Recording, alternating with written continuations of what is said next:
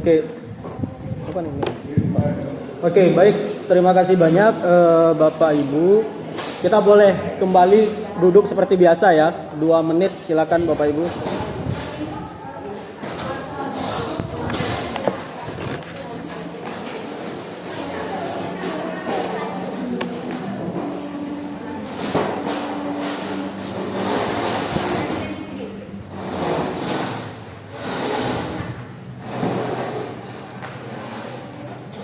Oke, Pak Jal kemana?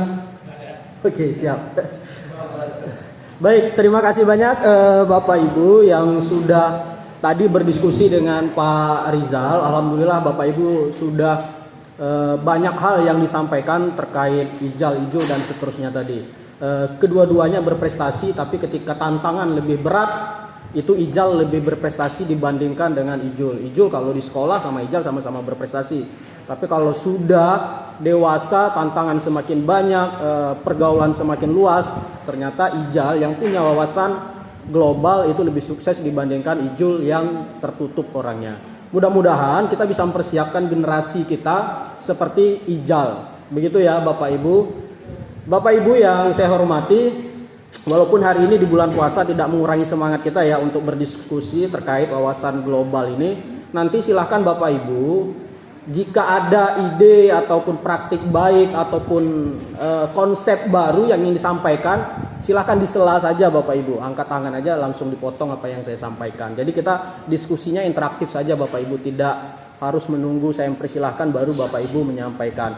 Oke, kalau sudah ada telepon dari Sophie, nah itu. Oke, kita lanjut ya Bapak Ibu.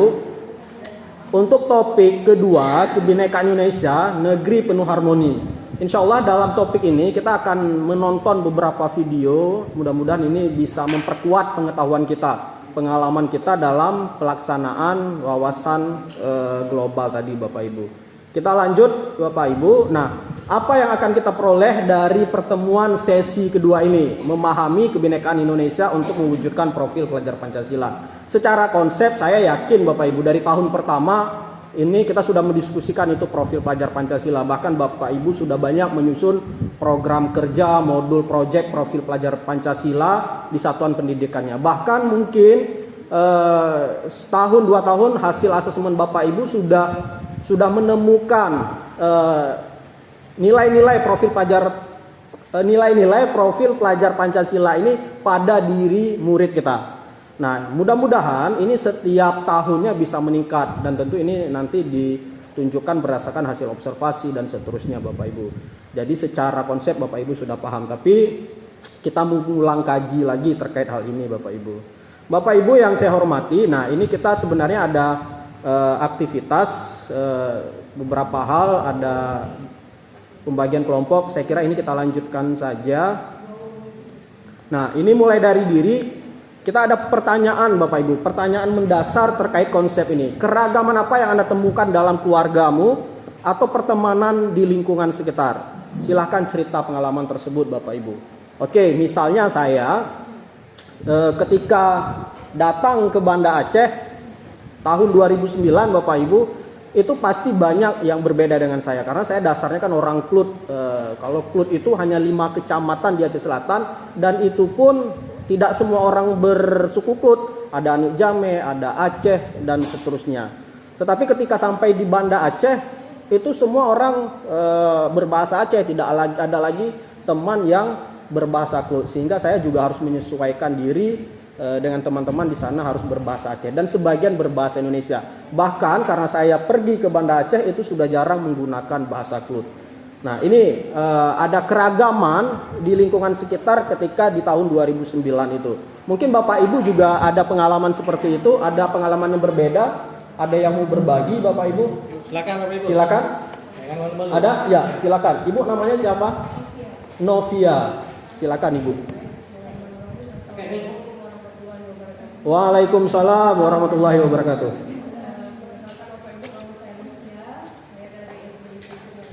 Oke. Jadi saya di sini ingin berbagi keragaman suku di Purwakarta. Oke. Waalaikumsalam. Ibu saya orang Jawa, Mm-hmm. kemudian ayah saya orang Aceh dari sini, Iya. dan saya ketika saya menikah dengan orang Garu Pidi, dan sekarang saya tinggal di Nagan Raya. Jadi banyak kultur yang berbeda gitu, walaupun 4 dimensi Bu ya. Iya. Walaupun ada shock kultur itu biasa. Alhamdulillah bisa dijalani.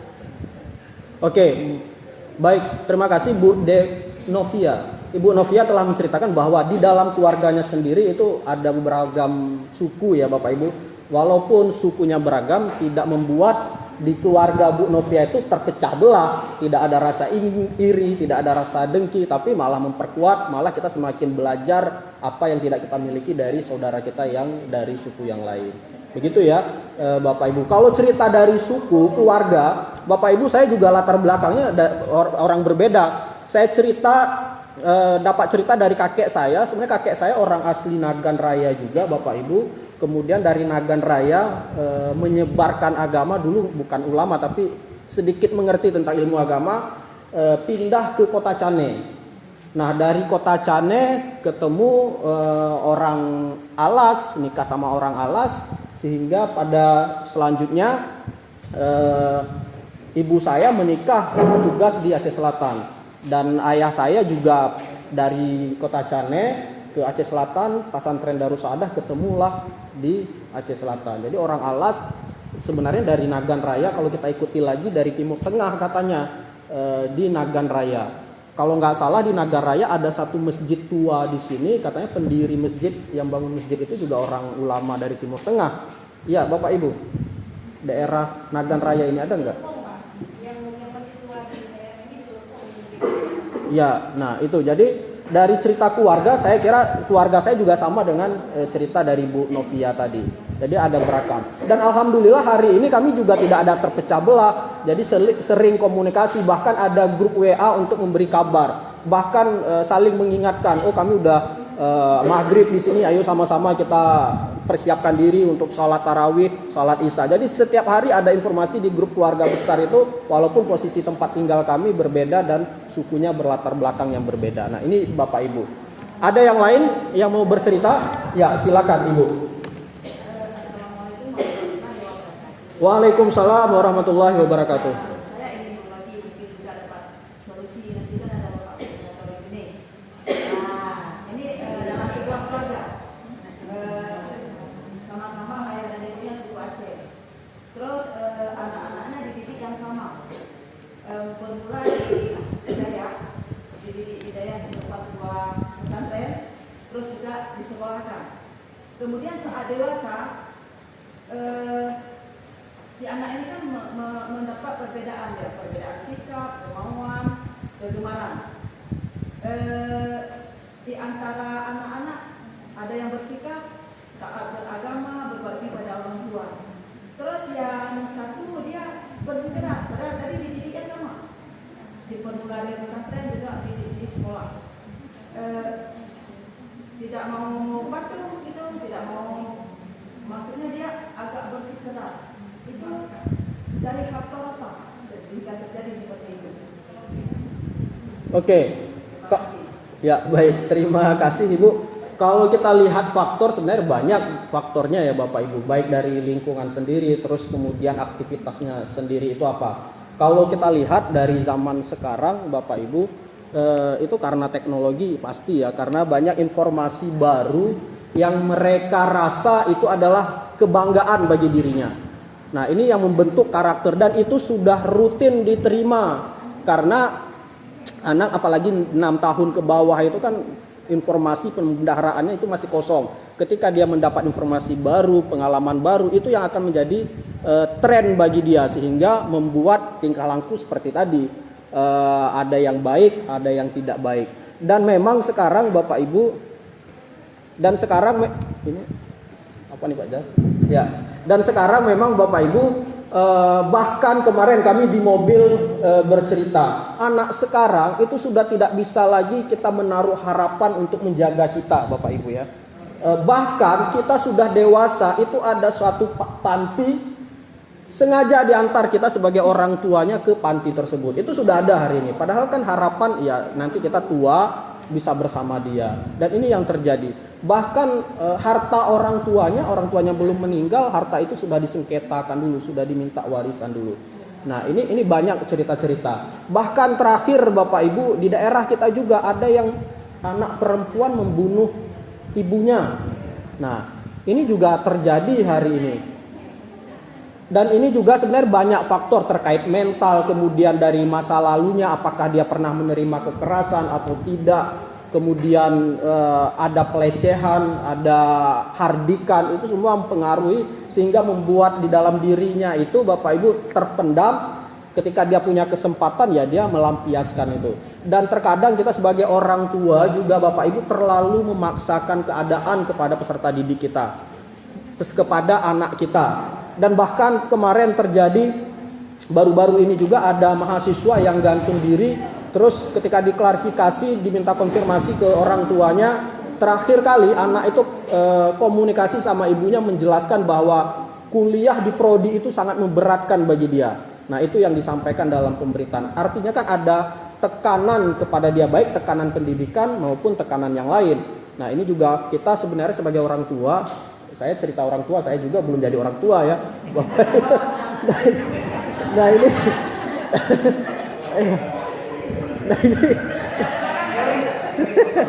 Oke, tapi Bapak Ibu,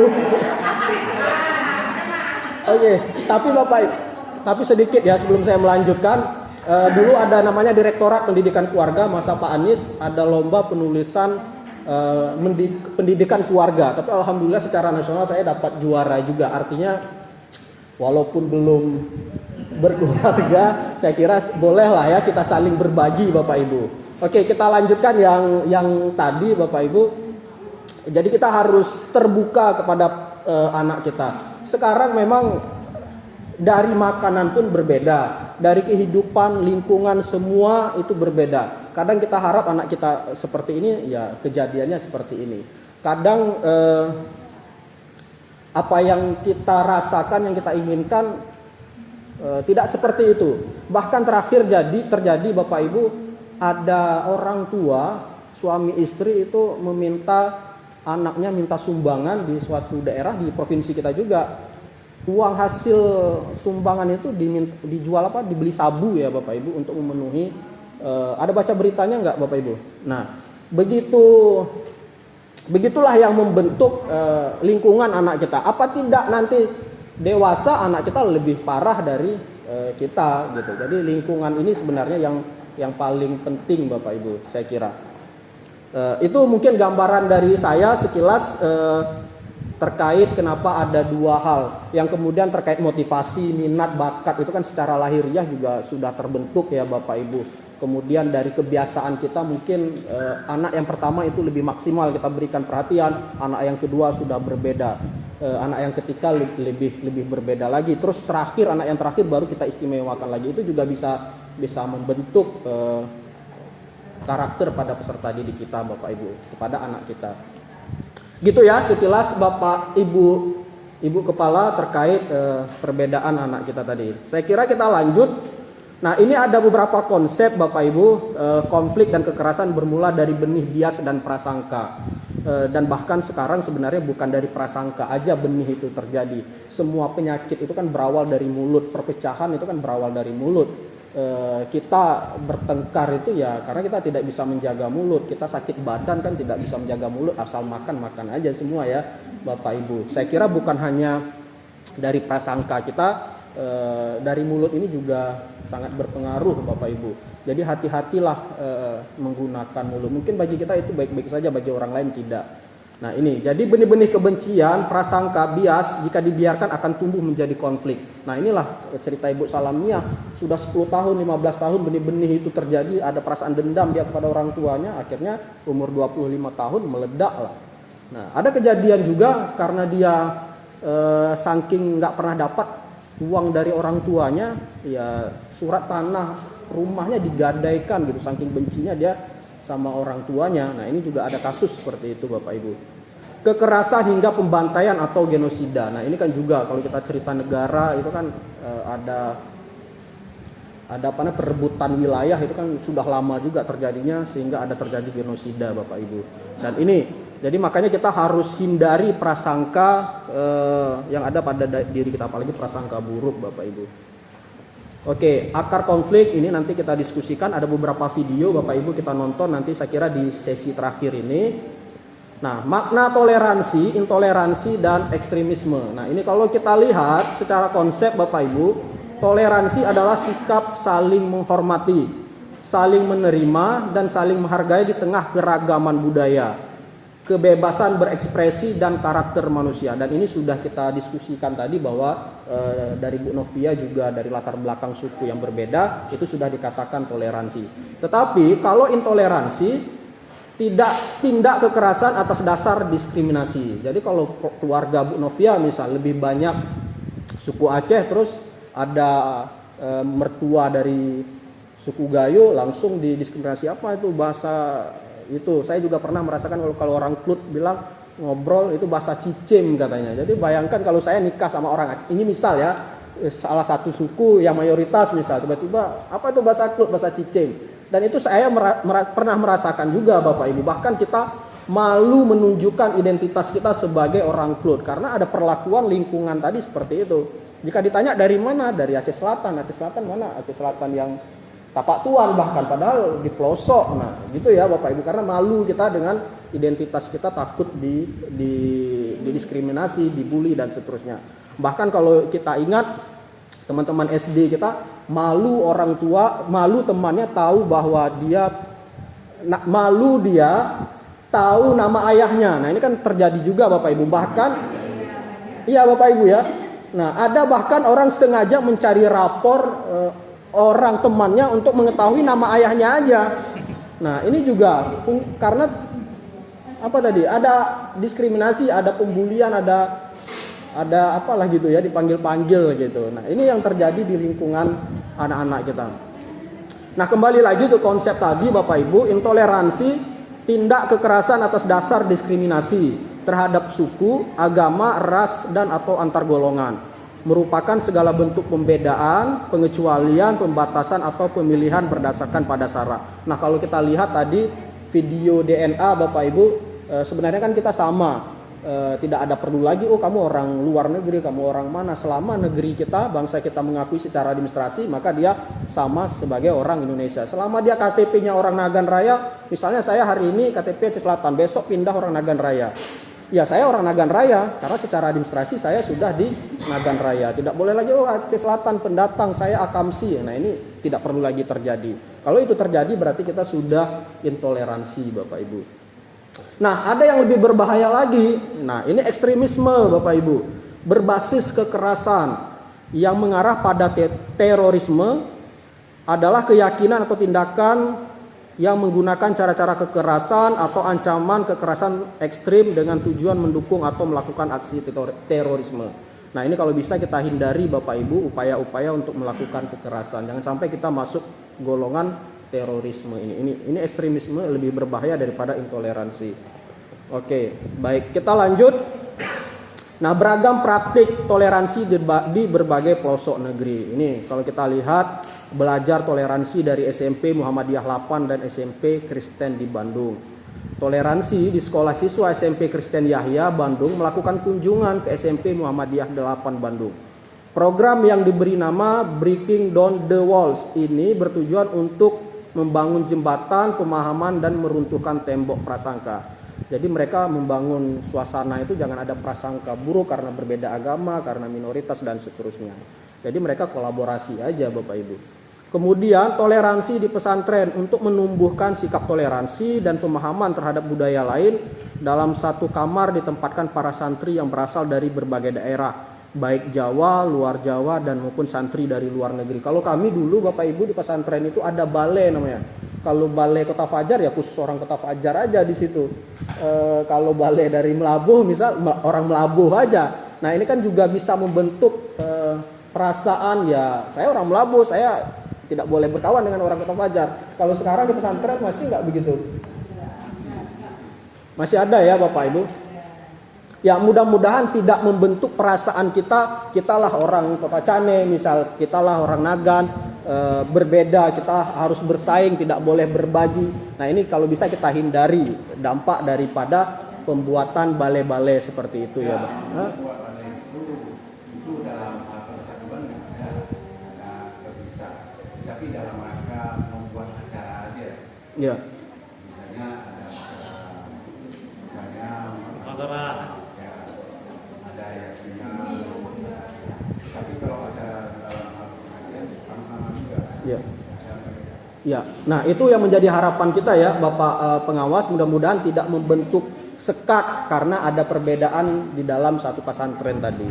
Nah ini beberapa praktik baik ya Bapak Ibu yang bisa kita lakukan, ataupun tadi seperti di pesantren kita satu kamar itu ya jangan orangnya dia aja, tapi harus adalah dari berbagai daerah dalam satu kamar, itu kita upayakan.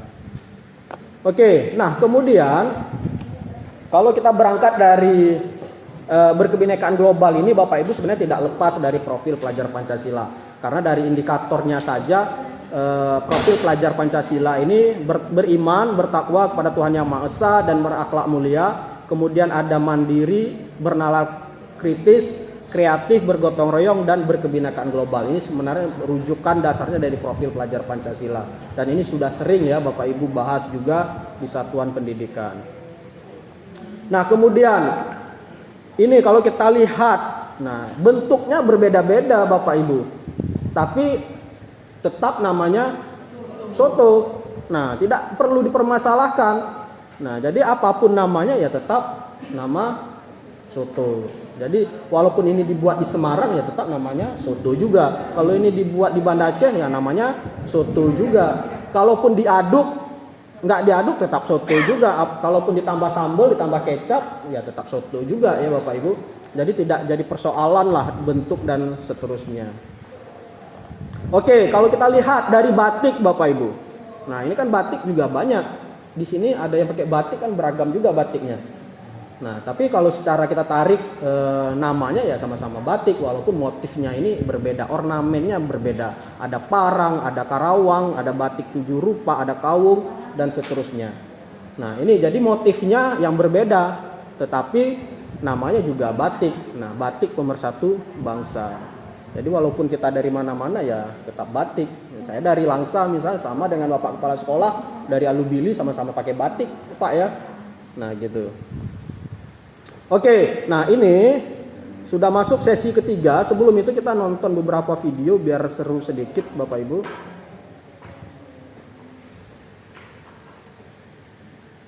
Salam. Praktik baik toleransi telah banyak dilakukan di masyarakat Indonesia. Berikut aksi yang juga didesain. Oke, Bapak Ibu, ini beberapa praktik baik yang diceritakan bahwa kita itu harus hidup damai.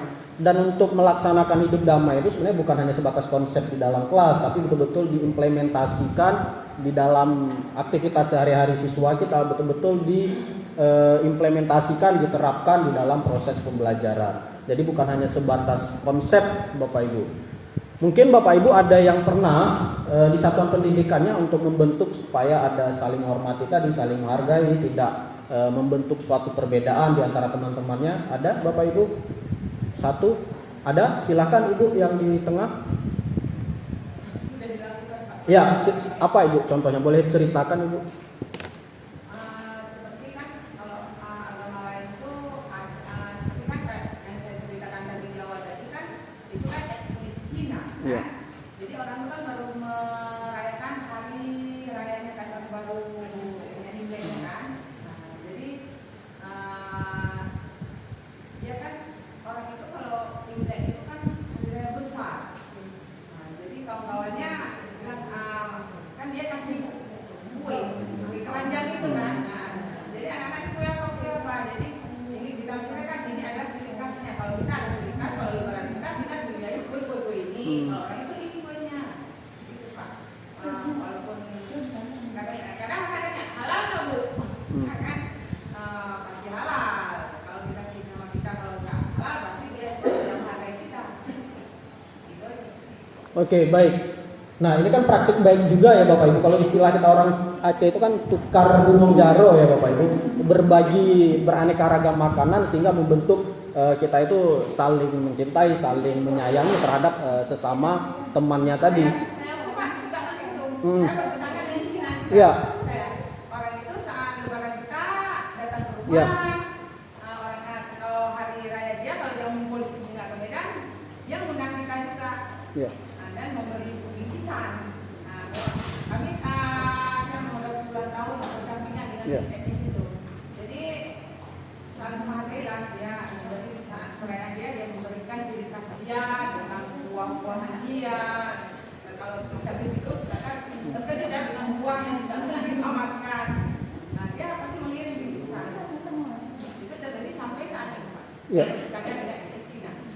Ya, nah ini dari cerita Ibu berarti kan bisa membentuk perasaan kita atau praduga atau prasangka buruk mungkin selama ini kan menjadi baik ya, karena memang terlaksana dengan baik seperti itu.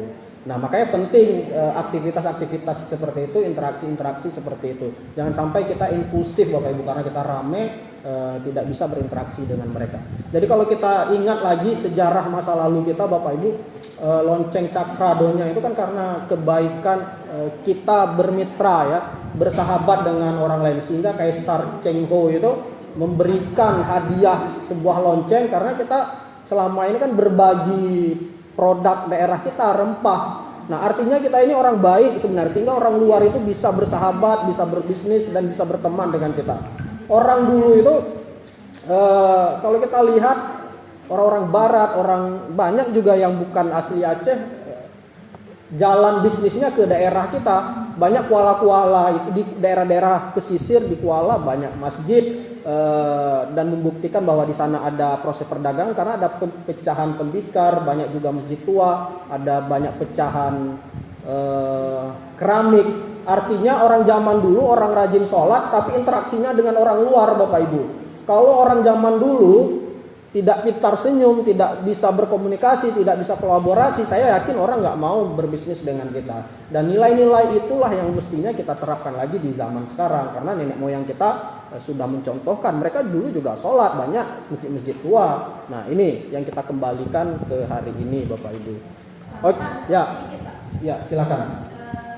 Ini mungkin kan entah pemikiran saya yang masih sangat fanatik. Ya.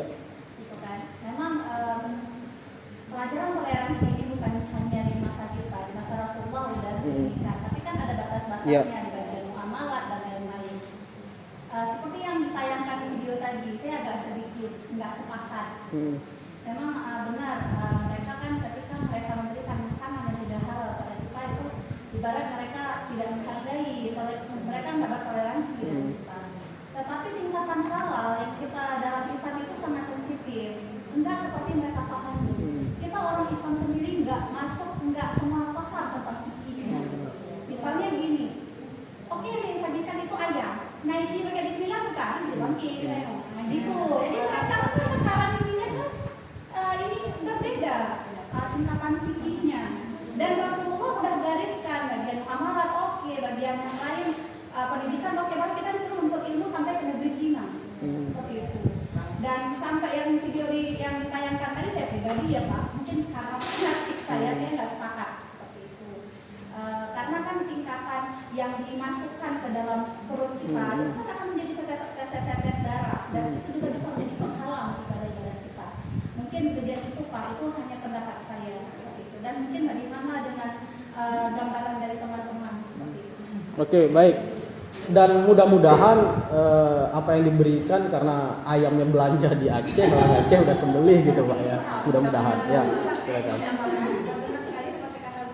Kalau halal dalam pandangan kita itu bukan hanya halal dari zatnya, Tapi halal